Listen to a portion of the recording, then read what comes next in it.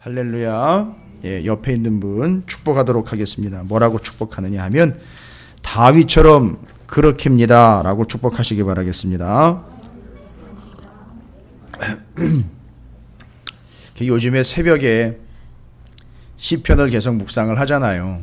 근데 이게 어떻게 스케줄이 잘 맞아떨어졌는지 변명 아닙니다. 절대 제가 그걸 끼워 맞춘 게 아닌데 사무엘 상하를 연구를 하면서 시편으로 자연스럽게 이렇게 연결해서 들어가게 됐는데 아주 기가 막히게 맞아떨어져 가고 있어요. 그래서 다윗의 삶의 모습들은 역사 기록을 한 사무엘 상하나 이제 열왕기 상하 가보면 또 나오겠지만 그 역사적인 기술들을 이루어낸 성경과 또 시가서의 다윗의 시편을 보면서 그의 깊은 믿음과 내면을 같이 연결을 하면서 지금 보고 있는데 그게 뭐 가장 큰 유익은 저한테 가장 큰 유익이겠죠. 그 말씀을 전하는 제게 가장 큰 유익이고 말씀을 연구하면서 더 큰 은혜가 되는 것이고 이게 다윗이 하나님 앞에 그런 인물로 하나님이 인정하실 만한 인물이 될 수밖에 없었던 것이 바로 이런 이유겠다라는 그런 고백을 또 제가 하게 됩니다. 야, 이게 참 다르긴 다르구나라는 말이 있어요. 그런데 다윗이 무조건 잘했다가 아니에요. 다윗도 한 인간인지라 아주 패역하기 이를 데 없는 모습들이 계속 나옵니다. 그런데 이제 우리가 그것을 왜서 이런 문제들이 생기는가에 대한 것들은 참 이해 안 된다가 아니라 바로 이제 문제를 찝어낼 수 있을 정도까지는 왔어요. 이제 우리 교회 수준 정도면 그 말씀들을 쭉 이렇게 나누면서 아마 많은 부분들을 이제 조금 냉철하게 보실 수 있는 그런 위치에는 이제 오실 수 있을 거라 제가 생각을 하고 있어요. 보시면 아시겠지만 왕이 하나님이시기 때문에 계속해서 하나님은 네가 왕이 아니다라는 걸 계속 이야기하시는 거예요. 그래서 이번 주에도 우리가 말씀을 나누겠지만 다윗 같은 경우는요 하나님에게 2번 거절을 당합니다. 그러니까 징계를 받는 것 말고 아예 완벽하게 거절을 당해요. 이게 2가지거든요. 그럼 고민해 보세요, 여러분. 첫 번째 거절은 뭐냐 하면 나 안 가라고 해서 지난주에 우리가 살펴본 언약궤를 싣고 간 수레를 뒤집어 엎어서 거기서 멈춰버리신 사건이에요.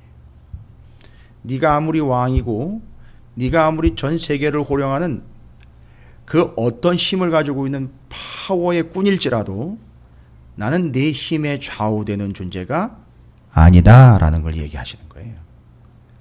그 다음에 한 번 더 거절을 당하거든요. 그게 바로 뭐냐면 성전 네가 못 짓는다라는 거예요. 그 아이디어요, 그 생각과 그 고민과 그 고백은 하나님이 인정을 해 주셨어요. 근데 너는 못 짓는다라고 분명히 얘기를 했어요. 여러분 이게 2가지 거절이거든요. 그러면 이게 앞뒤가 안 맞을 수도 있어요. 하나님이 다윗을 그렇게 인정을 해놓고선 이렇게 어떻게 2번씩이나 번복하는 것처럼 하나님이 거절을 하실 수 있느냐. 그건 다윗을 거절한 게 아니에요. 왕을 거절한 거예요. 그래서 하나님이 왕이라는 것을 그런 사건들을 통해서 툭툭 드러나는 겁니다. 내가 왕이다라는 거예요. 여러분, 여러분의 삶에서요 분명히 뒤집어 엎어지는 날들이 있을 거예요.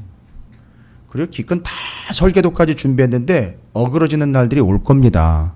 근데 그게 왜 어그러지고 그게 왜 엎어지느냐 하면 이건 뭐 건강, 뭐 사업, 직장 뭐 이런 거 다 총괄하는 거예요. 그런 게 왜 멈춰서고 왜 어그러지고 왜 뒤집어지느냐 하면 잘 보십시오. 솔직하게 그냥 하나님하고 나하고 다윗처럼 그렇게 1대1로 쓴 것처럼 쓰셔요. 뭐 김 목사한테 얘기할 필요도 없고 다른 사람한테 얘기할 필요도 없어요. 하나님하고 딱 1대1로 서가지고 정확하게 적나라하게 파악하고 확인하세요. 네가 왕임내 하면서 나대는 순간부터 하나님은 뒤집어 엎고 멈춰 쓰는 거고 가 원점으로 돌리시는 거예요. 그게 하나님의 뜻인 겁니다. 그래서 하나님만이 왕이시고 하나님만이 구원자라는 것을 그런 사건과 상황과 심지어 어떤 사람은 사고요. 무지막지한 재난을 통해서도 하나님이 왕이라는 게 드러나는 거예요. 그러니까 우리의 인생에서요. 이해되지 않는 게 없는 게 아니라 인정하지 않는 것이지 이해되지 않는 건 없어요. 인정하지 않으려고 그러는 거죠.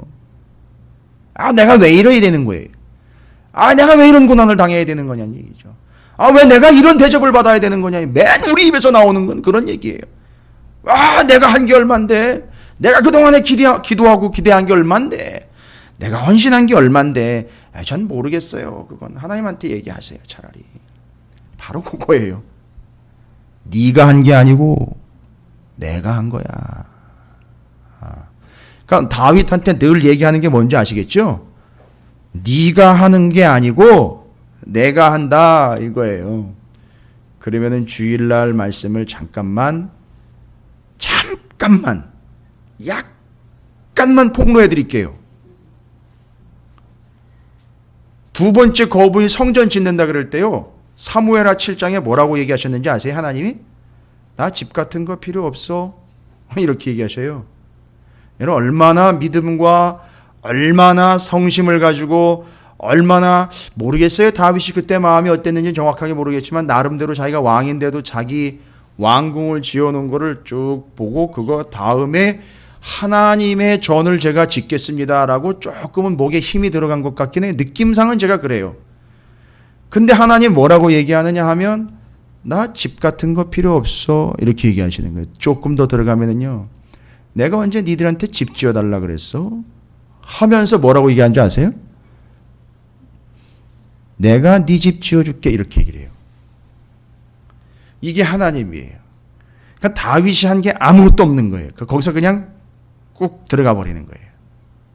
그리고 오히려 하나님이 하셨다라는 게 거기서 다 드러나 버렸어요. 지금까지 싹 다. 그래가지고 다윗의 아픈 이야기는 아닌데 다윗이 그 소리만 들으면 예전에는 은혜가 됐는데 왕이 되고 난 다음에도 은혜가 되려면 진짜 그 사람이 대인배죠. 믿음의 대인배죠. 너 목동으로 양 치고 있을 때 내가 불렀잖아. 와우. 입 다무는 거지. 입 다물잖아요. 너 목동으로 양 치고 있을 때 내가 너 불렀어. 그러니까 엘라 골짜기로 불러낸 게 하나님인 거예요. 골리앗과 대면시킨 게 하나님이었었어요. 사울 앞에 쫓겨다니게 만든 것도 하나님이었더니 쫙 정리가 되는 거예요. 이게 지금 내 힘으로 내 의와 내 방법으로 온 게 아니라 전적으로 하나님이 그냥 이끌어 오신 거로구나. 여러분 그게 이제 은혜인 거죠. 그러니까 그걸 계속해서 붙잡아 가야 되는데 다윗이 잠깐씩 자기가 뭐라고 착각을 할 때요? 그렇죠. 그럴 때 일어난 게 있죠? 그럴 때 일어난 거예요. 그럴 때 일어난 사건들이 있단 말이에요. 아니 마귀 새끼가 그를 깨웠다라는 거 다 핑계고요. 말하지 말고요. 마귀 새끼가 왜 그걸 깹니까? 뭐가 보였으니까요. 마귀가 뭐라고 깨웠을까요? 너 잘생겼어. 너 곡 작곡 잘한다 야. 너 목소리 좋다. 제가 목소리 좋다는 얘기 자주 듣거든요. 그래서 저도 조심해요. 제가 어제 실은 이제 교육자 회의에 있어서 교육자 회의 목사님들 지방에 43개 교회가 있는데 한 달에 한 번씩 모여서 교육자 회의를 하는데 어제 제가 사회를 봤어요. 그랬더니만 목소리가 좋다고. 목소리 좀 바꾸자고 막 이런 얘기까지 아주 능숙한 데다가 목소리까지 좋다고. 지자랑입니다. 근데 하여튼 뭐 그렇다고 목소리가 좋다고 잘생겼다고 얘기한 게 아니잖아요. 그죠? 그건 당연한 건데. 근데 지금 다윗이 그렇게 해서 아주 심각한 위기 두 번을 겪게 되는데 이제 여러분 너무나 잘 아시는 바로 첫 번째가 아시잖아요. 그것 때문에 전염병이 왔었고, 그렇죠. 이스라엘 백성들을 그렇죠. 숫자를 카운트하려고 했던 거죠. 그 다음에 두 번째가 이게 새벽에 잠깐 제가 언급했어요. 두 번째 사건이요. 아주 심각한 사건이었잖아요. 밧세바 사건이잖아요. 두 가지예요. 그러니까 여러분 이게 정리가 되면요. 싹 다 정리가 된다니까요. 왜 그런 일이 일어났느냐 이거예요. 다윗이 열정이 식어서가 아니에요. 오히려 더 열정이 있었다니까요. 무슨 열정이죠? 내가 왕인데 라는 말이 내 안에서 자연스러워질 때, 왕이시여 라고 누군가 손바닥을 비벼줄 때, 그렇지 내가 왕이지 요럴 때 이거 엄청 위험한 거예요. 정말로. 그때 일이 터지는 거예요. 정말로. 잘 보시면 그렇잖아요. 내가 왕인데 내 백성을 내가 카운트하는데 누가 뭐라 그래? 하면서 그 짓을 하는 거죠. 그 다음에는요, 다른 해석이요, 여러 가지 해석이 있을 수 있지만 자기의 군대들은 전쟁터에다 남겨놓고 자기는 왕궁에 있었대요. 그럼 왕이 왕궁에 있지 어디 있어요? 아니, 감이 오세요? 그러니까 다윗이 나갈 필요도 없는 전쟁이에요. 그 전쟁은요. 이해가 되십니까? 다윗에겐 누가 있었느냐 하면 요압이라는 군대 장관이 있었어요. 그 사람 하나만 나가도 그건 이기는 전쟁입니다. 그리고 다 굳이 왕이 나가가지고 잘못했다가 왕이 죽으면 어떻게 돼요? 나라 말아 먹는 거 아닙니까? 다른 나라의 입장으로 보면은요. 그러니까 왕은 보호받아야 돼요. 그러니까 왕궁에 있어야 되는 거라고요. 왜 새로운 해석 같으세요? 그런 마인드로 남아 있었던 거란 말이에요. 그런 마인드로요. 그러니까 남의 아내를 자기가 마음대로 취할 수 있죠. 그건요. 그건 음탕하고 음흉한 놈 이렇게 얘기할 게 아니라 제대로 왕지라는 거예요. 제대로. 다 내보내놓고 왕궁에 앉아가지고 보거나 딱딱 이게 쌓이만 하면 되는 거 아닙니까? 그렇죠. 그리고 남의 아내가 아무리 이쁘고 뭐 어쨌든지 간에 그게 하나님의 백성으로 할 짓이냐고. 아니요. 왕은 가능해요. 아니 이스라엘 말고 주변에 있는 나라들 보세요. 어느 나라든지 왕이 좋고 왕이 어여삐 여기면 다 데려오는 거예요. 예? 예, 맞습니다. 그걸 한 거란 말이에요, 다윗이. 그럴 때 일이 터지는 거예요. 하나님이 아닌 자기가 조금이라도 내가 왕인데 하면서 이렇게 탁 들고 올라오는 순간 하나님이 거기서 그때 바로 치시는 거란 말이에요. 다윗은 그걸 알았어요. 그래서 하나님께 감사한 거지요. 여러분, 이렇게 시작된 게 이스라엘입니다.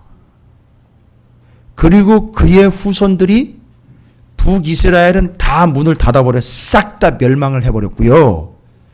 남유다가 다윗의 왕조로 이어갑니다. 500년이라는 역사 동안이요. 이건 감이 잡히시죠?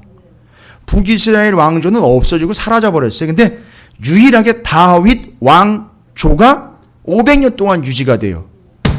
그런데 사무엘하 7장에 보면 그게 약속으로 주신 거예요. 여러분 등장한 왕들 보세요. 열왕기 상하로 보시면 등장한 왕들이요. 얼마나 허접하고 얼마나 너저분하고요. 얼마나 엉망진창이고 얼마나 개판입니까? 그런데도 그게 왕조가 유지가 되더라는 거예요. 이유는 딱 하나예요.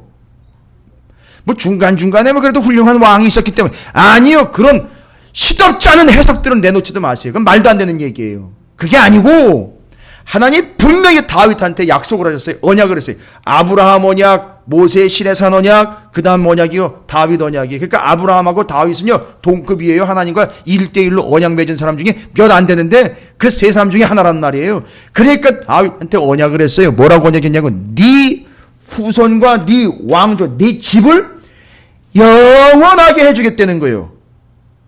그 약속 때문에 그 시덥지 않은 왕들이 일어나도 그게 유지가 됐던 거예요. 그 약속 때문에요. 그러니까 전적으로 하나님 은혜로 이루어진 거예요.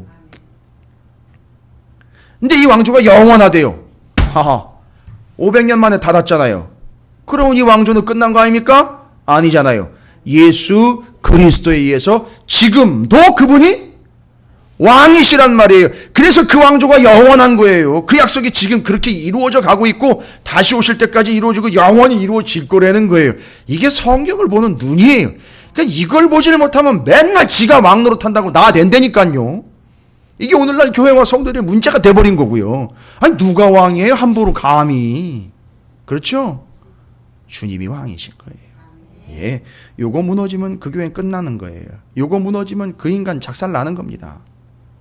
아주 박살이 나는 거예요. 정말로요. 하나님은 가만 안 두세요. 정말이에요. 그래서 다윗에 의해서 세워진 그 나라인데 그것을 하나님이 전적인 은혜로 그렇게 해서 은혜로 진행되어 있던 왕정 500년의 역사가 그렇게 진행되어 가는데 보시면 아시겠지만 그 500년 닫고 바로 에스겔이라는 선지자가 이스라엘 백성들 아직 다 무너지기 직전 상황에 바벨론의 포로로 끌려와 가지고선 그 포로로 끌려온 사람들은요 다 다윗의 백성들 아닙니까? 그 후손들이잖아요. 지금은 만약에 얘기를 하자면 다윗의 왕조의 그 계열에서 쭉 그나마 명맥을 유지해왔던 다윗과 같은 지파인 유다와 베냐민 지파에 남아 있었던 사람들이 지금 끌려왔다가 거기서 누가 선지자로 부름을 받습니까? 에스겔이 선지자로 부름 받는 거예요. 그러니까 그러면 그 다윗과 제가 왜 굳이 다윗을 다시 이야기하냐면 처음 시작할 때의 그 왕정의 시작과 왕정이 문을 닫으면서 망하게 된 상황에서 비교하면 끝나는 거예요. 그러니까 다윗과 그 다윗의 후손들의 행동거지를 비교를 하면 정확하게 답이 나온다는 거죠. 그래서 그 포로로 끌려온 땅에 에스겔이 선지자로 부름을 받습니다. 근데 에스겔은 원래 신분이 뭐였느냐 하면 제사장이에요. 제사장인데 선지자로 또 부름을 받았어요. 여러분이 여러분을 만져보면 미끌미끌해야 돼요. 왜요? 예? 쫄쩍쫄쩍 미끄러져야 돼요, 진짜. 왜냐하면 기름 부음을 받았기 때문에 미끌미끌한 거예요. 왕, 제사장, 선지자. 그래서 기름 부었기 때문에 수염을 타고 막 흘러내려오고, 뭐 성경에도 이런 표현이 있잖아요, 그죠? 기름이 머리에서 타고 내려와 수염이 이렇게 흘러가지고 뚝뚝 떨어지는 그 모양이 뭐냐면 바로 기름 부음을 받았기 때문이에요. 예. 그래서 기름 부음 받은 자가 세 가지 직분. 그 이제 지금 제사장인 에스겔이 제사장인데 제사장으로서 역할을 감당하라는 게 아니, 제사장은 지금 역할을 할 수가 없어요. 제사를 드릴 수가 없기 때문에 포로로 끌려온 땅에 이제 뭐로 부름을 받느냐 하면 선지자로 부름을 받습니다. 자, 그러면서 이제 오늘은 하나님께서 에스겔에게 무슨 얘기를 하시느냐 하면 너 수염과 머리를 빡빡 깎아라 라고. 면도칼로요. 여기 삭도라고 나와 있는 건 면도칼인 거예요. 면도칼. 면도할 때 쓰는 칼인 거예요. 오늘날로 말하자면 면도칼. 아주 날카롭고 예리한 칼로 깎아라 라고 이야기를 하면서 뭐와 뭐를 완전히 깎아느냐 하면 여러분 여기 깎아라, 잘라라, 여기 아예 수염을 깎아서 저울로 달아 나누라 라는 게, 그래서 머리털하고 수염을 깎은 거죠. 근데 이 깎는다라는 말은 뭐냐면 아예 껍데기를 확 벗겨라 이런 얘기예요. 무슨 얘기예요? 수염으로 마치 옷을 입고 있다가 옷을 벗기는 것처럼 싹 밀어버리라는 얘기예요. 그러니까 여러분 모습을 상상을 해보세요. 머리카락과 수염을 싹 밀어버렸어요. 그러니까 이 사람이 생각을 해보시면 아시겠지만 지금 적어도 390일 동안 어떤 모양새였을까요? 뭐 매련도 아니었겠지요. 그렇죠. 그러니까 이 머리에다가 뭐 수염에다가 뭐 온 몸에 뭐 장난이 아니었을 거예요. 390일 1년 넘게 안 깎고 손을 안 댔다라고 한번 생각을 해보십시오. 근데 그걸 싹 밀어버렸어요. 어떤 모습일까요? 마치 그분이 오신 것 같은 모습일 거예요, 진짜로. 그렇죠? 예? 거기다가 뭐 저것만 한번 지워주면 되잖아요. 이거 두드리는 것만. 그런 모습일 거란 말이에요. 그러니까 완전히 새로운 모습인 거예요. 근데 여러분 생각을 해보십시오. 제사장은 절대 그걸 함부로 깎거나 칼을 손을 대면 안 돼요. 제사장은요. 그건 제사장의 거룩한 신분 때문인데 그런데 하나님은 그에게 그걸 깎으라고 명령을 내리셨어요. 그러면 제사장으로서는 그게 안 되는데 지금 하나님은 에스겔을 제사장으로 부르는 것이 아니라 선지자로 불렀어요. 그러면 그걸 깎는 행위를 통해서 무언가를 백성들에게 보여주고 싶으셨던 거죠. 메시지를 담고 싶은 거죠. 여러분 여기 삭도 나와 있어요. 머리털, 수염 나와 있어요. 머리카락과 삭도 얘기 나오면은요. 우리 교회 수준 정도면 축 하고 나와야 돼요. 머리카락하고 삭도 얘기 나오면은 예? 예, 삼손을 좀 정리를 좀 하셔야죠. 나시린이요. 민수기에 나와 있는 나시린법이에요. 나시린법입니다. 이게 이 5장 1절부터 4절까지 그냥 대충 넘어가면 제사장으로서 하나님이 참 비참한 몰골로 만들어냈구나. 그래서 너희가 그런 비참한 몰골이 되었구나. 이렇게 넘어가면 아주 쉽고 간단해요. 근데 이게 그게 담겨있는 게 아니에요. 제사장으로 부른 게 아니라 제사장인데 선지자로 불어가지고 그걸 깎는 걸 통해서 메시지를 담았단 말이에요. 그럼 여러분 민수기에 나와 있고 법으로에 규정되어 있는 나시린법에 의하면 나시린이라는 것은요.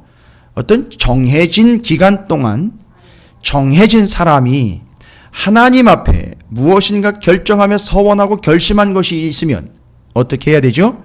그것을 이룰 때까지 절대 하지 말아야 될 것들이 여러 가지가 있지요. 기억나십니까? 우선은 그렇죠. 시체 만져서는 안 되고요. 술 절대 근처에 가서도 안 돼요. 그래서 뭐 근처에도 못 가겠죠? 포도 근처에도 못 가게 했어요. 그 다음에는요, 삭도, 곧 칼을, 털 깎는 거, 머리카락 깎는 거 절대 해서는 안 되는 거예요. 그런데 잘 보세요. 물론 나실인은요, 제사장만 나실이 되는 게 아니었어요. 원하는 사람은 누구든지 나실인이 될 수 있었습니다. 그래서 제사장이 가가지고 서원하면 그것이 이룰 때까지 하고 다 이루었습니다라고 확인이 되면 제사장 앞에서 어떻게 해야죠? 깎을 수 있는 거죠. 그래서 바울이 겐그라에서 선교 여행 마치고 완성했습니다, 이루었습니다라는 의미로 머리를 깎았다라는 게 그 이유예요. 그런데 지금 여기서는요, 하나님의 에스겔에게 그 수염과 그 머리카락을 삭도를 내서 싹 깎아버리려는 거죠. 여러분, 이거 뭘 의미하는 걸까요? 뭘 이룬 겁니까, 지금? 뭘 완성해서 다 이루었다라는 의미로 깎아버린 걸까요? 아니요. 아직 깎아서는 안 되는 상황인데 그냥 밀어버리라고 얘기한 거예요. 뭔 얘기입니까?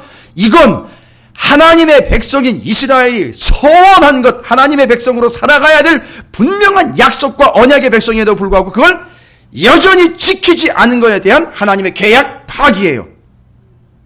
너희들이 이렇게 안 지켰다, 다 이루어서 완성의 의미로 깎은 게 아니라 아예 이 지키지 않았기 때문에 내가 그냥 깎아버린다, 이 얘기인 거예요. 여기서 뭐 하자? 끊어버리자 이거예요. 니들이 입으로만 나불대는 그런 하나님 앞에의 헌신이라는 걸, 그거 니들 감정적으로만 이야기했던 거, 그냥 겉으로만 이야기했던 건, 앞에서는 나를 바라보면 뒷구녕에선 우상을 갖다가 단지를 갖다 섬겨놓고 뒤에선 다른 소리 해두고 딴짓거리 해야 되는 그런 아주 패역함, 그것이 바로 뭐 한 거냐? 마치 다 이루고 작정한 것을 행하지도 않은 상태에서 뭐 하는 거다 마찬가지죠. 머리 깎아버리고 수염 깎아버리는 거다 마찬가지. 너희들은 나실인 아니야 라는 걸로 하나님 바로 치시는 거예요.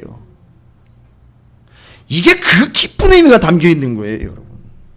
너희들은 말로만 한다 하고 아무것도 하지 않았어 라고 하나님이 그냥 에스겔에게 깎아버리라는 거죠. 싹 다 밀어버리는 거죠. 그러니까 그걸 보고 이게 되면 좀 깨달아야 되는데 못 깨닫는 거예요. 중요한 사건이 이제 앞에서 그렇게 해서 머리카락과 수염을 깎아서 니들이 그런 식으로 하나님 앞에 맨날 입으로만 하겠다 해서 뭘 끝까지 가가지고 이루어낸 게 없고 뭘 헌신해가지고 하나님께 제대로 영광을 돌린 게 하나도 없다는 거예요. 그러니까 중도에서 포기했다더니 아니 중도까지 가지도 않고요. 말로만 이러쿵 저러쿵 얘기를 해놓고 끝까지 가지도 않는 거예요. 여러분, 올 한 해가 벌써 시작돼가지고 6개월이 지나가고 있어요. 여러분 어떻습니까? 우리가 1월달, 2월달, 3월달까지만 해도 올 한 해 여러분 결심하며 결단하며 서원한 것들이 있습니까? 라면서 괜히 뭐 이벤트나 쇼하는 것처럼 그렇게 뭘 결심했습니까? 뭘 결단했습니까? 해서 결단을 촉구하면서 그렇게 한 해를 시작을 하는데요. 자, 그거 위험한 거예요. 차라리 그거 안 시키는 게 나아요. 차라리 하지 말라고 말리는 게 나아요. 제가 차라리 목사면은요, 뜯어 말리는 게 나아요. 차라리 그거 하지 마세요. 차라리 하지 마시라고요. 그런 서원 같은 거 하지 말라고요. 그 하면 뭐합니까? 중간에 이렇게 말이죠. 언젠가 김 목사 너 머리 좀 깎고 털 좀 밀어야 되겠다. 여러분 어떻게 될까요? 왜요? 뭐 제가 뭐 잘못했어요? 야 임마, 네 교회 봐. 네가 지금 섬기고 있는 교회의 모양새를 보라고. 지금 대한민국의 그 교회들의 모양새를 좀 보라고. 그게 지금 말로는 하겠다 이랬다 저랬다라고, 말로는 은혜다, 말로는 하나님의 사랑이다라고 이야기하고 복음이다라고 진리다라고 얘기하지만 그것대로 살아가고 있는 인간이 단 한 인간이 아니냐? 너 깎아야 되겠다. 그리고 보여줘라. 너희들은 그걸 다 이루기도 전에 이미 머리를 그냥 깎아버리는 것처럼 언약 파기의 백성이다. 이걸 좀 네가 보여줘야 되겠다. 하나님 저한테 그런 얘기 하실까 봐 제가 좀 겁이 나요. 군대 다녀온 이후로는 머리를 그렇게 밀어본 적이 없는데 언젠가 여러분 앞에 제가 머리를 밀고 나오면 끝이구나 이렇게 생각하시면 될 거예요. 이거예요. 그래서 그걸 보면서 이거죠. 저 양반 왜 저래? 이게 아니에요. 390일 동안 왼쪽 오른쪽 똥에다가 그거 구워 먹고요. 하루에 200g 채 그거 되는 거 그거 가지고 하루에 그거 나눠 먹고요. 물병 조그만 거 하나 가지고 그걸 390일 40일 동안 그렇게 해야 되는 거죠. 왜 저러는 거야? 라고 이야기할 때 에스겔이 가슴이 억장이 무너지는 거예요. 이게 네 꼬라지라고 이렇게 얘기를 하는데 못 알아들어요. 그러니까 지금 결국 뭐까지 쓰신 거예요? 정말 우스꽝스럽고 이건 정말 해서는 안 되는 행위까지 다 나오는 거 아니에요. 싹 밀어버려가지고 백성들 앞에 딱 세워놓은 거 아닙니까? 얼마나 모양새가 초라한데다가 얼마나 모양새가 사람들은 이미 이건 율법에 의한 부정적인 거예요. 부정이에요, 부정. 정결함이 아니라 부정이라고요. 이게 니들 모습이라고 이야기를 하는 거예요. 얼마나 알아듣는지는 모르겠지만 이스라엘 백성들의 지금 현재 상태가 하나님과의 언약을 파괴한 거고 서원과 서약을 지키지 않은 것이고 그렇게 해서 부정한 죄가 되었다라는 걸 이야기하는. 그래서 그 털을 어떻게 하래요? 다 달아서 저울에 달아서 어떻게 하랬죠? 3분의 1씩 세 덩어리로 나누고 조금은 또 자기 옷에다가 감싸서 숨겨놓으라고 얘기를 하죠. 예. 그렇게 해서 그 3분의 1, 3분의 1, 3분의 1이 5장 2절에 나오고 그거에 대한 설명이 5장 12절에서 설명이 나와요. 그렇게 해서 깎아가지고 그 터럭을 가지고 어떻게 하는지는 이미 나오는데 이제 이게 어느 순간에 이 터럭이 사용되느냐 하면 예루살렘이 망할 때 그걸 이야기하는 거야. 하나는요. 그 안에서 어떻게 되죠? 12절에 보면 너희 가운데 3분의 1은 전염병으로 죽으며 기근으로 멸망할 것이요 3분의 1은 너희 사방의 칼에 엎드러질 것이며 3분의 1은 내가 사방에 흩어버리고 또 그 뒤를 따라가며 칼을 빼리라. 요게 그 역사적인 사건인데 요런 일이 일어날 거라는 걸 뭘로 보여줬다는 얘기죠? 그 털 3분의 1, 3분의 1, 3분의 1 나눠놓은 걸 가지고 2절에서 그렇게 보여준 거예요. 어떻게 보여주라 했죠? 그 성읍을 에워싸는 날에 토판 만들었잖아요. 그죠? 그리고 그 예루살렘 성을 에워쌌지요. 그거 직접 보여줬죠. 그리고 그 성읍을 에워싸는 날이 차거들라. 그렇게 되거들라. 날은 차버렸어요. 망하는 날은 차버렸어요. 그러나 서원한 걸 이루는 날은 채우지 못했어요. 이스라엘이. 거긴 날이 차거든이라는 말이 차기 전에 에스겔은 깎았고 이미 날은 차서 뭐가 온 거죠? 멸망이 온 거예요. 이런 기가 막힌 대조의 표현들이 여기 담겨 있는 겁니다. 성경에 지금. 그걸 이제 봐야 되는 거예요. 그래서 그 성읍을 에워싸는 날이 찼습니다. 너는 터럭 3분의 1은 어떻게 해요? 성읍 사방에서, 성읍 안에서 불사르고, 성읍 안에서. 그 성 안에다가 태우는 거죠? 그 다음에는요, 그 3분의 1은 성읍 사방에다가 칼로 치는 거예요. 그 다음에 3분의 1은 바람에다가 물면서 이제 쫙 흩어버리는 거예요. 이게 뭘 얘기하는 겁니까? 성읍 안에서 버티다가 죽고, 그죠? 쳐들어와가지고 칼로 쳐서 죽고, 도망가서 쳐서 죽고, 그 다음에는요, 나머지는요, 바깥으로 흩은다? 예, 도망가서 남의 나라에 포로로 끌려가든지 남의 나라에 뿔뿔이 흩어지게 되는 거. 요거 얘기한 거예요. 그걸 얘기한 거예요. 지금 이스라엘에게 그 얘기를 한 겁니다. 그걸 이야기하려고 그렇게 깎으라고 이야기를 한 거지요. 여러분, 왜 하나님은 이렇게까지 하나님께서 그 사랑했던 백성들을 아주 진멸을 시키듯이 그렇게 싹 3분의 1, 3분의 1, 3분의 1 합치면 1이에요. 그냥 다 끝나는 거예요. 그렇게 하셨는지에 대해서 이제 5절부터 12절까지 쭉 설명을 해요. 왜 그랬느냐. 도대체 왜 하나님이 그렇게 계약을 직접 니들 서원한 건 나 이제 받지 않겠다 해서 그냥 치워라. 이렇게 하셨을까. 예. 그러니까 여러분 서운하게 들으실 필요가 없어요. 이건 우리가 좀 냉정하고 두렵고 떨림으로 받으셔요. 여러분이 아무리 서원을 하셔도요. 하나님이 안 받으세요. 문제는 거기에 있어요. 신나게 서원을 해가지고 내가 뭐 하겠다 잔뜩 결단을 하는데 문제는 뭐예요? 하나님이 안 받는다는 거예요. 싹 깎아버려가지고 그냥 태워버리고 잘라버리고 뿌려버린다는 얘기예요. 이게 끝나는 거잖아요. 여러 가지 이유와 핑계가 있지만 이유와 핑계는 답이 안 되는 거고요. 하나님께서 왜 그들을 그렇게 흩어버릴 수밖에 없는지 여러분 이제 이게 두렵고 떨리는 얘기예요. 여러분께서도 여러분이 다 해당되는 얘기입니다. 우리가 다 해당되는 얘기, 교회와 성도 다 해당되는 얘기예요. 잘 보시면 5장 5절부터 12절까지 그 뒤로 15절까지도 그런 표현들이 나와 있는데 하나님이 원래는요. 이스라엘이라는 나라를 어떻게 세웠느냐 하면 여러분 5절부터 15절까지 보시면 아시겠지만 하나님이 이스라엘을 5절, 6절, 7절에 보면 많이 등장하는 단어가 하나가 있어요.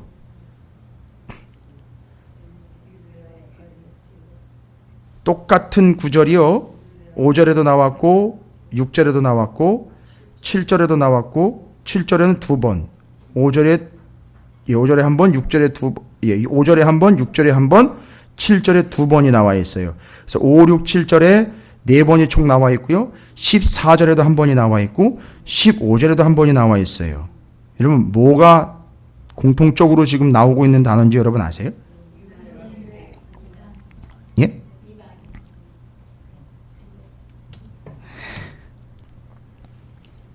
누가 얘기하셨는데 둘러있게 하였거늘 둘러있는 나라들보다 둘러싸고 있는 너희를 둘러있는 14절에는요. 율례는 안 나와 있죠. 둘러싸고 있는 15절에도요. 둘러싸고 있는 여러분 이거예요. 근데 이게 우리가 앞에서 이야기할 때에는 예루살렘을 둘러싸가지고 이제 적들이 쳐들어와가지고 공성태 사다리 갖다 쳐놓고선 침략할 때에 적들이 둘러 있는 걸로만 자꾸 생각을 했어요. 근데 여러분 그렇게 적들이 예루살렘 성을 치려고 두르기 전에 이미 위치상으로 보면 하나님이 이방인들이 예루살렘을 둘러서게 이미 만들어 놓으신 거예요. 예루살렘이 원래 세계의 중심이 아니에요. 근데 하나님이 목적한 바는 뭐냐 하면 예루살렘 이스라엘을 중심으로 주변 나라가 둘러있게 했다고요. 여기 지금 둘러있다라는 표현을 그냥 대충 넘어가니까 그냥 이렇게 어려울 때 둘러싸가지고 이스라엘을 괴롭히는 것처럼 이렇게 약소국인 것 이렇게 표현을 해냈는데 그게 아니고요. 요게 제사장 나라예요. 요게 제사장 나라고요. 둘러있다라는 게 히브리어로 사비브라는 단어를 써요. 사비브. 근데 이게 뭔 뜻이냐 봤더니만요. 이게 상당히 의미 있는 단어더라고요. 보니까 그냥 쓴 게 아니에요. 사비브라는 말은 기본적으로는 주위와 사방 둘러 에워싸다라는 뜻이 있어요. 원래는요. 근데 거기서 그것으로 인하여 무슨 뜻이 파생이 되느냐 하면 순회한다. 여러분 옛날에 이거 성 도는 거 여러분 기억나시죠? 이스라엘이 여리고성 돌았던 거 있죠? 여러분 그걸 거꾸로 이제 생각하시면 돼요. 예루살렘 성을 누가 도는 거죠? 이방이 돌게. 이 둘렀다라는 게 바로 그걸 목적을 하신 거예요. 그러니까 예루살렘을 둘러서 빙빙 뭐하게 한다고요? 그렇죠. 돌게 하는 거예요. 순회하게 한다는 거예요. 그럼 예루살렘 성을 그들이 무너뜨리려고 그걸 하는 건가? 아니요. 여기 사비브라는 단어가 하나의 뜻이 더 있어요. 둘러 앉다라는 뜻이 있어요. 근데 어디에 둘러 앉는 거예요, 여러분? 그렇죠. 맞는데 우리가 일상생활에서도 이거 쓰는 거예요. 식탁. 그러니까 지금 이게 이방인들이 예루살렘 잡아먹자고 둘러가지고선 쳐들어오려고 하는 게 아니라 이스라엘과 함께 여러분 이제 좀 이걸 좀 발휘를 하세요. 식탁 얘기 나오면 이미 우리가 주일에도 나눈 바 무비보셋 얘기 나와야죠. 다윗이 무비보셋 절름발이를 식탁으로 초대해서 같이 먹었다는 얘기는 무비보셋이 뭘 받았다는 얘기죠? 구원을 받았다는 거 아닙니까? 이건 거예요. 그러니까 이스라엘을 중심으로 이방의 열방들이 아무리 많은 나라일지라도 바로 예루살렘을 중심으로 이스라엘 중심으로 둘러앉고 순회하여 이게 기억나시죠? 돌아가는 거예요. 이렇게 도는 거예요. 빙빙 도는 겁니다. 이걸 중심으로. 도는데요. 하늘 보고 돌고 바깥 보고 도는 게 아니라 어딜 보고 돌아요? 예루살렘을 보고 돈단 말이에요. 이스라엘을 보고 돕니다. 저런 거였어? 저런 거로구나. 이렇게 그걸 보고 돈단 말이에요. 그러면 이게 보고 도는 게 아니라 나중에는 보고 돌다가 어떻게 도는 게 된다고요? 따라 도는 게 된단 말이에요.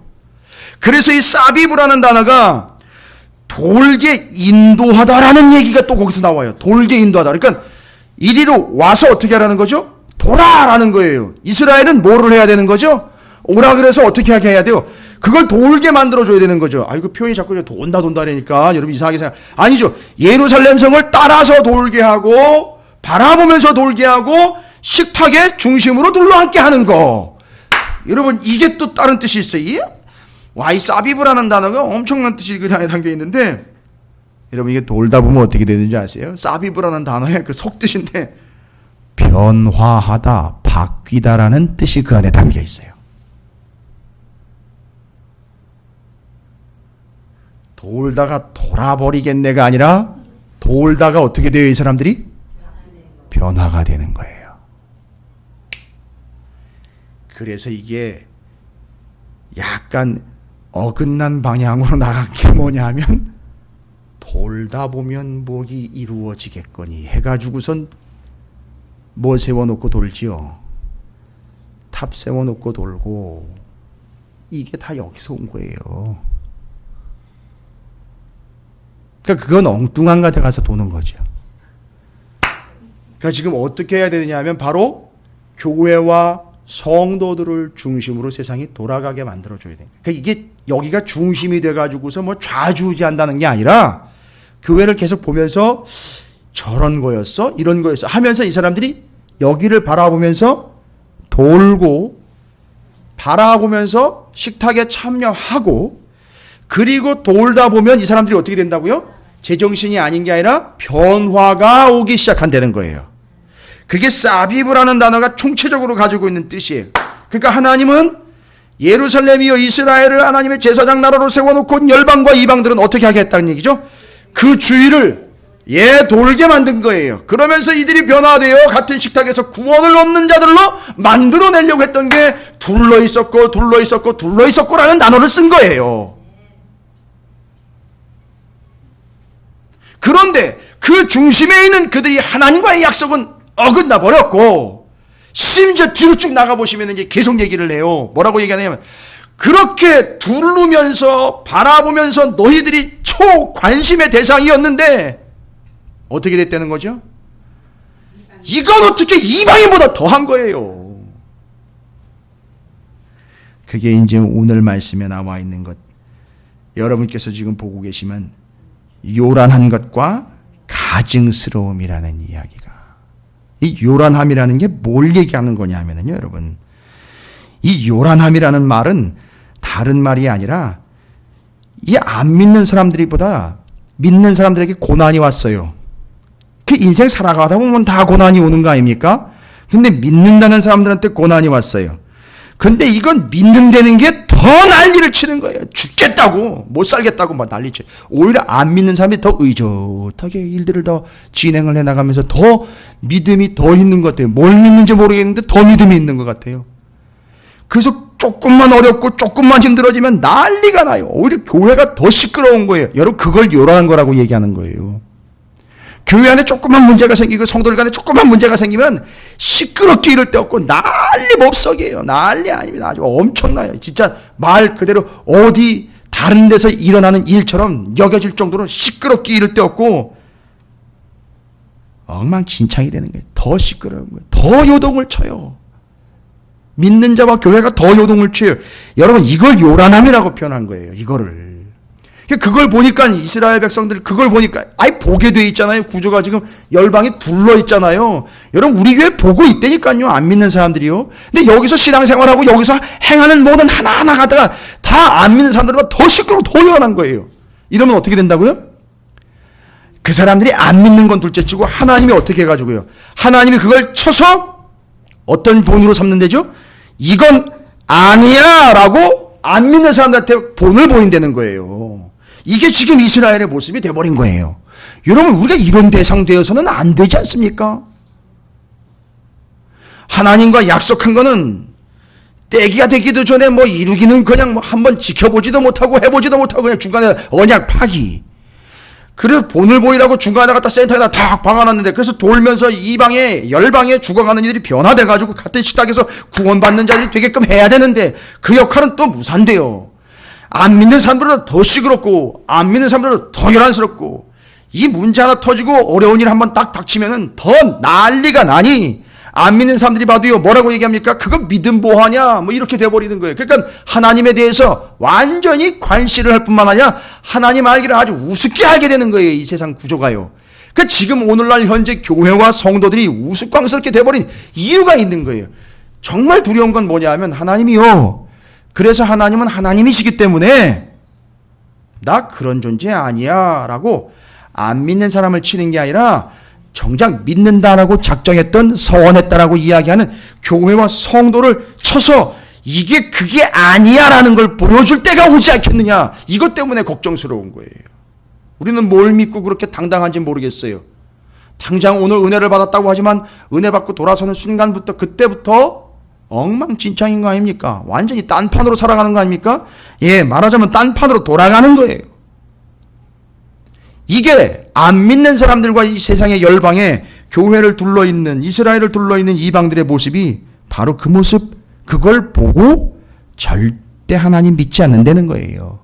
예수를 믿지 않는다는 거예요. 그러니까 하나님께서 이스라엘을 치겠다는 거예요. 어떻게 치시는 겁니까? 3분의 1, 3분의 1, 3분의 1 해서 그렇게 해서 안에서 죽고 바깥에서 죽고 쫓겨내고 이런 식으로 죽는 거예요. 그래서 물어봐요. 왜 이런 일이 발생된 겁니까? 물은다면 그건 그들이 내게 하나님과의 언약관계를 깨고 제대로 믿음 생활하지 않은 결과, 순종하지 않은 결과 그런 일들은 일어날 수밖에 없다는 걸 안 믿는 사람들 앞에서도 보여주는 거예요. 그래서 안 믿는 사람들 입에서 무슨 얘기가 나온다고요? 야, 하나님 무서운 분이구나가 아니라 하나님은 정확한 분이로구나 라는 것이죠. 믿건 안 믿건 하나님의 명확한 심판대 앞에서는 어느 누구도 예외가 없구나 이거예요. 이걸 보여주는 겁니다. 근데 이제 한 가지 가능성이 있는 건 뭐냐면 그 털을 자기 옷에다가 조금 쌓아놓은 거 있죠. 여기 이제 남겨놓은 거예요. 그걸 이야기하는 겁니다. 그 남은 자들, 물론 남은 자들에게도 환난과 고통은 있습니다만 그들을 통해서 끝까지 하나님이 이제 말씀하시려고 하고 있다라는 사실입니다. 심지어는 어떤 일이 발생이 됩니까? 보세요. 10절이요. 그런 엉망진창인 이스라엘에게 어떤 일들이 벌어진다는 거죠? 내 가운데서 아버지가 아들을 잡아먹고 아들이 그 아버지를 잡아먹으리라. 내가 벌을 내게 내리고 너희 중에 남은 자를 다 사방에 흩으리라. 이런 일이 일어난다니까요. 여러분, 이게 무시무시한 얘기 아닙니까? 아버지가 아들을 잡아먹는다는 게 좀 뭔 얘기입니까? 먹을 게 없어가지고 잡아먹는 거예요. 실제로 그럴 수도 있어요. 예, 그런 상황들도 있을 수 있습니다만, 아버지가 아들 잡아먹는 거는요. 예, 하나님 믿는 거 똑바로 안 보여주면 아버지가, 예, 죄송합니다. 표현상 그래야 돼. 애비가 애들 잡아먹는 거예요. 아니, 생각해 보시라고요. 무서운 거 아닙니까? 그러니까 지금 아버지가 아들을 잡아먹는 상황은요, 신앙에 전혀 근거 없이 그냥 그들이 알아서 뭐가 되게 살아가게 했느냐면 주변 사람이 되게 살아가게 했던 거예요. 그러니까 우리의 책임, 이건 이스라엘 얘기인 거예요. 진짜로 이스라엘. 하나님을 모르는 게 아닌데 어려서부터 아이들을 제대로 가르치고 양육해야 될 이스라엘의 책임을 아버지가 지키지 아니했기 때문에 아들 잡아먹는 거예요. 그렇게 잡아먹는 것도 아들이요. 아버지 잡아먹는데 이게 뭔 얘기입니까 이거 도대체. 아버지가 무슨 얘기를 해도 들어오질 않아요 애가. 그러면 다 끝난 거잖아요 이거는. 그거 얘기하는 거예요. 그런 어마무시한 일들이 지금 막 벌어집니다. 그리고 한 가지 더 문제는 뭐냐면 가증한 거예요. 안 믿는 사람들보다 더 시끄럽고 안 믿는 사람보다 더 믿음이 없어요. 안 믿는 사람보다 더 흔들려요. 더 불평 원망이 더 많아요. 그게 뭐라고요? 요란함이라는 거죠. 두 번째 가증스러운 거예요. 가증스러운 건 뭐냐면 뒷구녕에다 다른 걸 숨겨놓는 거예요. 뒤에다가. 여러분이 가증스럽다라는 표현에 담겨있는 내용이 뭐냐면 토한다는 얘기예요. 토한다. 그러니까 그 사람이 토하는 게 아니라 하나님이 그 사람 하는 짓을 보면 뭐 하신다고요? 토하신다는 거예요. 앞에서는 요런데 뒤에 가가지고 딴소리 하는 거예요. 여러분, 하나님이 엄청나게 많이 토하셨어요.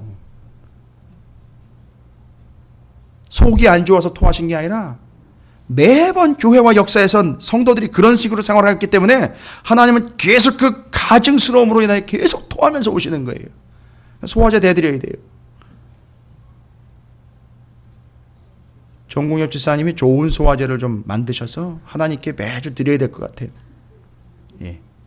개업하셨으니까 좋은 소화제 만들어서 하나님 좀 공개를 해드리시에요. 맨날 토하시는 거예요. 그렇잖아요. 앞에서는요 웃으면서 척 하다가 뒤에 가가지고요 제발 그런 거 하지 마세요. 제발 부탁입니다. 그건 가증스러운 거예요. 차라리 그 앞에서 그냥 얘기해버리고 말으세요. 예? 그렇다고 또 주일마다 끝나가지고 사무실 또 다 들어오셔가지고 또 막 이렇게 또 얘기하죠. 물론 제가 또 막 할 말이 없는 건 아니겠지만 그게 가증스러움이고 요란함이. 그걸 또 누가 본다는 거죠? 성도들끼리 또 그런 걸 또 안 믿는 사람들이 또 봐요. 그게 요란스러운 거예요. 그러니까 안 믿는 사람들은 여전히 그래서 안 믿는 사람인 거예요. 계속해서. 그걸 보니까. 그게 뭐냐? 그건 반드시 심판의 대상이 된다는 거예요. 그래서 요란함과 가증스러움은 심판의 대상인 걸 누가 안다? 안 믿는 사람들도 알게 되더라는 거예요. 이게 거기까지 가는 거예요. 그래서 하나님께서 15절에 얘기하고 있죠? 뭐라고 나옵니까? 안 믿는 사람들, 이방 사람들에게 뭐가 된다고요? 그렇죠. 조롱거리가 되고, 수치와 조롱거리가 되고, 두려움과 경고가 되리라. 조롱거리와 수치는요, 그 사람들이야. 하나님을 제대로 섬기지 않은 그 사람들이 조롱거리와 수치가 되고, 그걸 치는 하나님의 모습은 그들에게 또 뭐가 되는 거죠? 경고가 되는 거예요. 두려움과 경고가 되는 거예요. 어쨌든 누구는, 하나님은 두려움과 경고하시는 대상이 되는 거고요. 신앙생활 똑바로 안 하는 그 백성들은 조롱과 수치의 대상이 되는 겁니다. 그러니까 파워가 없는 거예요. 영향력이 전혀 없는 거예요. 그러니까 오늘날 교회와 성도들이 영향력이 없는 이유가 이제 여기 나와 있는 거예요. 두 가지잖아요. 요란함과 가증스러움으로 인하여 교회와 성도들의 힘을 잃어가고 있을 뿐만 아니라 그걸 하나님은 조롱과 수치거리로 삼고 그걸 결산함으로 하나님에 대해서는 반드시 두려움과 경고로 사용하신다는 거예요. 그러니까 이게 그 대상이 돼서는 안 되지 않습니까? 우리가 그냥 기억하시기 바랍니다. 그리고 16절 17절 가면 뭐 계속 그 얘기예요. 하나님이 이 5장 내내 보시면 하나님의 분노하심이요, 하나님이 그냥 싹 다 그냥 마치 밀어버리는 것처럼 이야기를 해요. 결국 하나님이 하시려고 하는 건 이겁니다. 13절 맨 뒤에 나와 있어요. 이건 믿는 사람이나 안 믿는 사람이나 나중에 다 고백할 거예요. 뭐라고 얘기하는 거냐면 이와 같이 내 노가 다한즉 그들을 향한 분이 풀려서 내 마음이 가라앉으리라.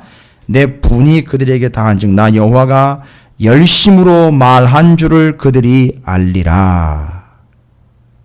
여러분 이게 좋은 얘기인가요? 나쁜 얘기인가요? 좋고 나쁨을 떠나서 이건 정확한 얘기예요. 망하는 자나 살아남은 자나 믿는 자나 안 믿는 자나 나중에 다 뭐라고 얘기할 거라고요? 야, 하나님 말씀이 맞구나. 이걸 인정할 거라는 거예요. 안 믿는 사람이나 믿는 사람이나 믿는 자들 중에서 멸망을 하거나 살아남거나 그나마 가능성을 가지고 있거나 완벽하게 무너졌거나 어느 누구든지 다 예외 없이 단 한 사람도 예외 없이 하나님의 말씀이 맞구나 라는 걸 이 세상이 반드시 고백할 거라는 거예요. 여러분, 그러니까 이제 우리는 하나만 생각해야 돼요. 이스라엘이 왜 이렇게 됐다 그랬죠? 하나님의 말씀대로 안 갔기 때문인 거잖아요.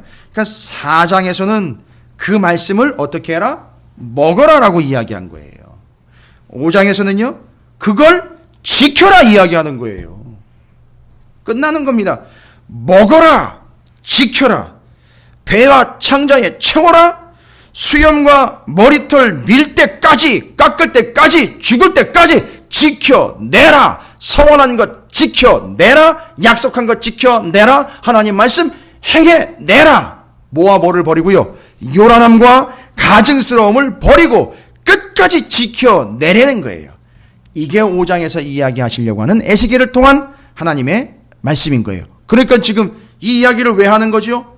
아직 그나마 뭐가 있으니까요. 희망이 있으니까요. 왜요? 여기 에스겔과 함께 포로로 끌려온 이 사람들은 누구라는 거예요? 말하자면 그 남은 자인 거예요. 숨겨놓은 자인 거예요. 그러니까 너희들만큼은 이제 왜 여기까지 왔는지 알았으니까 이제부터라도 지킬 것 지키고 하나님 반드시 말씀을 이룰 거니까 그거 받아 먹어 배와 창등에 채우고 한번 결심하고 결단하면 하나님과 약속한 그것은 죽을 때까지 지켜라. 아니 지키면서 죽어라. 그게 사는 방법이다 라는 걸 5장에서 이야기하는 거예요. 할렐루야. 이게 4장과 5장으로 수염 깎는 거, 인분에다가 음식 꺼먹는 거, 소똥에다가 음식 꺼먹는 거를 통한 하나님이 하시려고 하는 말씀이었습니다. 여러분, 우리는 어쨌든 원하든 원하지 않든 세상의 중심에서 세상이 보게 돼 있어요. 왜냐하면 중심에다 세워놨기 때문에요. 절대 우리는 조롱과 수치거리가 되지 않기를 주님의 이름으로 축원을 드립니다. 맨날 믿는 것들 전에 뭐 교회가 다 똑같아. 그래. 결국 그럴 줄 알았어. 여러분, 이게 결국 우리가 수치와 조롱거리가 되는 것 아니겠습니까? 그러나 목숨 걸고 죽을 때까지 지키며 죽는 자들이요, 바로 그들이 하나님께서 끝까지 책임져 나머지 숨겨놓았던 존재들로서 하나님의 구원의 역사를 이루어가는, 그래서 그 기근과 멸망의 역사 칼이 아닌 하나님의 구원을 경험하게 되는 자들이 5장에 바로 그 지킬 것 지켜내는 자들이라는 사실을 잊지 마시기 바라겠습니다. 그래서 5장이 시작되면서 그 이야기를 한 거예요. 그래서 머리 깎고 수염 깎은 이야기 하는 거예요. 여기 깎으신 분들 안 계시죠? 예. 하나님께서 그렇게 말씀하신 것들을 주일날 말씀도 마찬가지인 거예요. 그러니까 레위의 직분과 그 사명으로 지고 가라는 게 바로 끝까지 가라는 거예요. 지켜내려는 거예요. 그게 에스겔을 통해서 포로로 끌려온 사람들이 70년 동안 이제 살아가야 될 삶의 방식이에요. 와, 이제 정리가 이제 끝나는 거예요. 아, 그러니까 이스라엘을 바벨론으로 끌어온 게 아니라 바벨론의 중심에다가 이스라엘을 갖다가 앉혀놓으신 거예요. 이제 이해가 되세요? 그래서 바벨론이 돌고 돌면서 이스라엘을 통해서 그들이 변화가 되고, 심지어 그 바벨론 제국의 핵심부도 하나님에 의해서, 하나님의 백성들에 의해서 말씀으로 변화가 되도록 하기 위한 하나님의 뜻이었다라는 것이 드러나는 거예요. 이게 70년 동안 이렇게 가야 되는 거예요. 여기서는 70년 동안 그렇게 갔지요. 그러나 이제 교회를 세웠으니 주님 오실 때까지 교회가 그렇게 가야 된다는 걸 이야기하고 있는 겁니다. 우리가 무슨 폼을 따라 율법을 따라서 언약식을 한 건 아니지만 여러분 모두 다 우리는 그리스도인으로서 기름 부음을 받은 자들입니다. 따라서 우리는 하나님이 깎아서 야 다 때려쳐라가 아니라 끝까지 하나님의 말씀을 먹고 지켜내는 자들로 그 언약, 그 약속, 그 하나님과의 관계인 서원, 나실인의 사명을 그리스도인으로서 충성되이 감당하시는 여러분이 되어 그 열방을 향한 영향력을 발휘하는 우리 교회와 성도들이 되시기를 주님의 이름으로 축복합니다.